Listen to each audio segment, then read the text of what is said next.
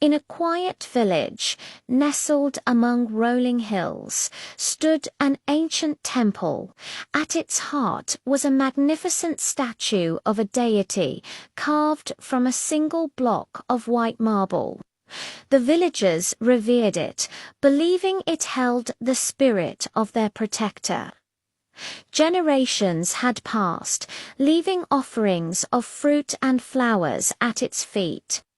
Yet the statue's serene expression had never once changed. It was a constant, a symbol of unwavering peace and strength. One sweltering afternoon, a young child no older than 7 wandered into the village. His clothes were ragged, his face smudged with dirt, and his eyes held a deep, hollow sadness. He was an orphan, cast out by a neighboring town struck by famine. He had walked for days, his stomach aching with a hunger so profound it had become a constant, gnawing pain. He collapsed near the temple gate, too weak to go any further. His gaze fixed on the bustling market across the street, where people haggled over fresh bread and ripe fruit. He watched as a wealthy merchant bought a whole basket of sweet buns. The aroma wafting towards him, making his mouth water. He saw a family share a large melon, their laughter echoing in the dusty air. To the little boy, it was a world away, a feast he could only dream of. No one seemed to notice him, a small, forgotten shadow at the edge of their busy lives.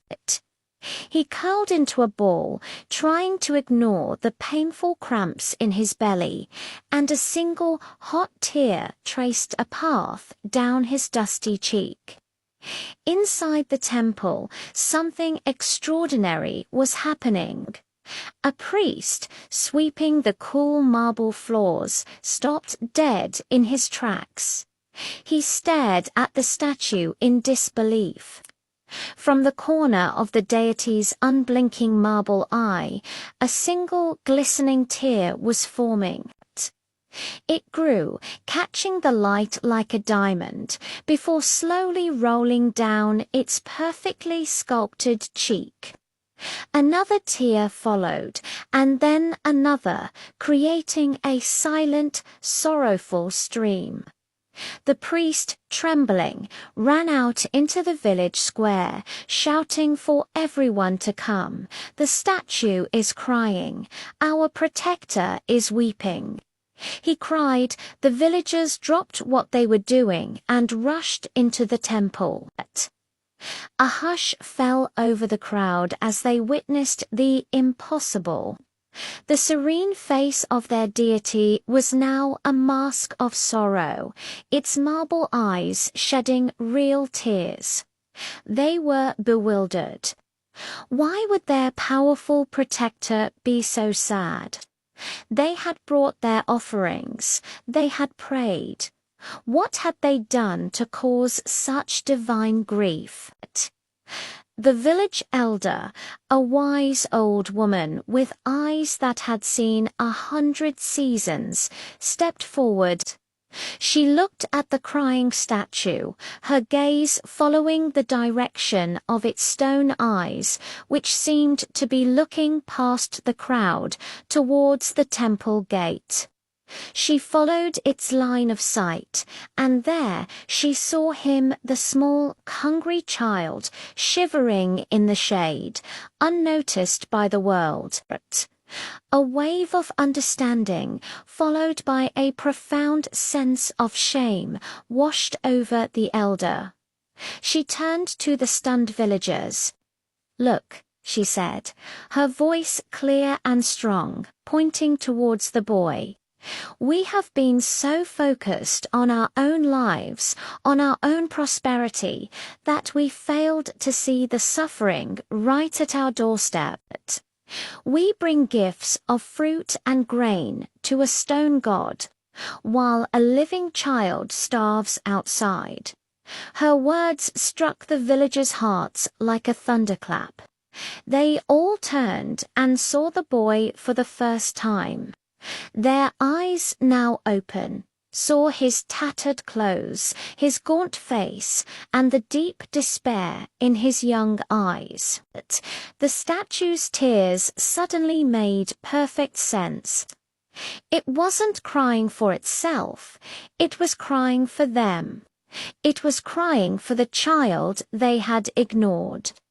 In that moment, the entire village was moved to action. The baker ran to his shop and returned with warm bread. The fruit seller brought a handful of sweet mangoes. A woman rushed home and came back with a blanket and a cup of warm milk. They surrounded the child not with pity, but with genuine kindness and care. The boy, startled at first, slowly began to eat, his eyes wide with a mixture of fear and gratitude. As he took his first bite of bread, a collective sigh of relief went through the crowd. They looked back at the statue. The tears had stopped. The marble face was once again serene, but this time its expression seemed different. It was no longer just a symbol of distant power, but a reminder of the compassion that resides within every heart. The villagers learned a powerful lesson that day. True devotion isn't about offerings to stone, but about the kindness we show to one another. The statue had a heart of stone, yet it was moved by a child's hunger. It took a miracle to open their eyes, but once they were open, they promised never to close them to suffering again. The boy found a new home, and the village found its soul. Thanks for watching.